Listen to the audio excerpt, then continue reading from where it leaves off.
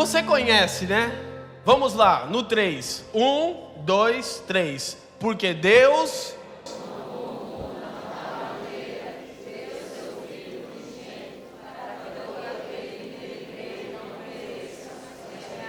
Ok, agora eu quero que 2 ou 3 irmãos me resumam em uma palavra o propósito de Deus. Ok? Vamos lá. Amor, redenção, igual a salvação? Sim? Propósito de Deus, vida eterna, entrega total. Que mais?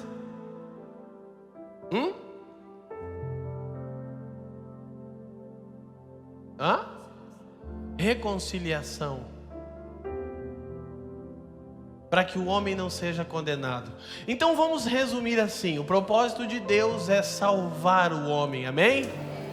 Não. Puxa, que baita heresia. Mas como que o propósito de Deus não é salvação, irmão Leandro? Como que o propósito de Deus não é reconciliação? Simples assim, quando Deus criou o homem, ele precisava ser salvo? Então Deus tem um plano B. Não. João 3,16 nos fala da plenitude do propósito de Deus. Agora ninguém vai falar nada, porque eu estou fazendo pegadinha, né? Mas o fato é que, escute, que eu e você aprendemos por toda a nossa vida no Evangelho que Deus deseja salvar os homens. O propósito de Deus é salvação. E a pessoa levantou a mão: Jesus, eu te aceito. Pronto, aí, olha que coisa maravilhosa. Ela aceitou Jesus. O que seria de Jesus se ele não fosse aceito por essa pessoa? Puxa, aceita Jesus aí, irmão. Pô, Jesus está aí, né? Mas querido, veja, quando o Senhor criou o homem não precisava ser salvo. Salvação não é o propósito, é o meio, para que o homem volte para o propósito. Salvação não é um fim em si mesmo. Salvação é o começo. Veja bem, em João 14,16, Jesus disse: eu sou um fim em si mesmo. Sim? O que ele disse em João 14,6? Eu sou o...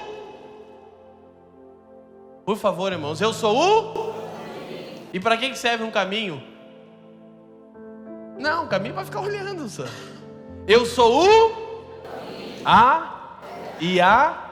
Ninguém vem, senão...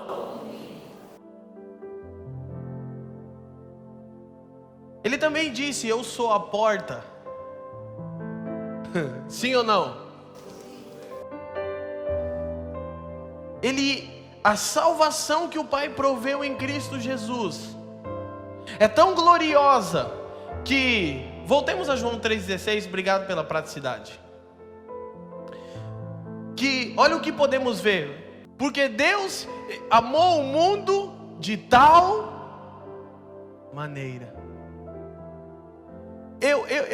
Eu penso que quando o apóstolo João foi escrever o seu evangelho, e quando inspirado pelo Espírito Santo, ele chegou nessa parte, e ele se viu incumbido de traduzir o amor de Deus. Eu penso que talvez João tenha no seu papiro: Deus amou o mundo.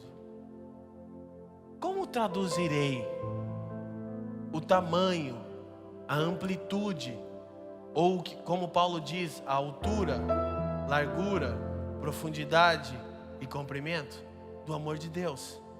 Então talvez, pense comigo, é só para que sua mente imagine e vá te colocando num lugar. Talvez João largou seu papiro e disse: bom, vou tentar amanhã de novo. E talvez João fez isso por vários dias e parava diante daquele texto: puxa, não consigo traduzir com palavras. Talvez ele se viu no lugar que o apóstolo Paulo se viu quando voltou daquele lugar chamado terceiro céu. Ele diz: eu vi coisas inefáveis que não podem ser expressas em palavras. Eu não sei como explicar para vocês o que eu vi lá. Veja, Paulo não se promoveu em cima de uma revelação. Ele não ficou tentado em escrever um livro chamado A Divina Revelação do Céu. Você entende isso?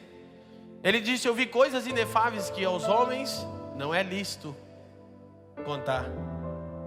Metido, hein? Mas então João, talvez de dias depois, ele voltou e falou: Senhor, eu desisto, eu não consigo traduzir esse amor, então eu vou colocar assim: porque Deus amou o mundo como? De tal maneira. Então, como Deus me ama, como Deus te ama? De tal maneira. E como é tal maneira? Cara, é de tal maneira. Mas é como uma mãe ama um filho? Não, cara, é de tal maneira. Mas então é como um pai ama seu filho? Não, querido, é de tal maneira. Mas Leandro, o que é isso? Também não sei.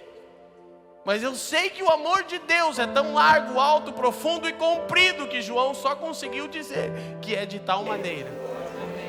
De tal maneira que deu seu filho unigênito significa... Ah, obrigado, os alunos. Agora, veja só. Esse texto, na minha opinião, ele traz duas realidades. Uma gloriosa, essa que já falamos. O amor de Deus, sua largura, altura, profundidade e comprimento é de tal maneira, é incomparável. Mesmo nas nossas fraquezas, como o Júnior tem liberado. Tu me amas com todas as minhas manias, com todas as minhas fraquezas. Agora esse texto, na minha opinião, traz uma verdade terrível para Deus.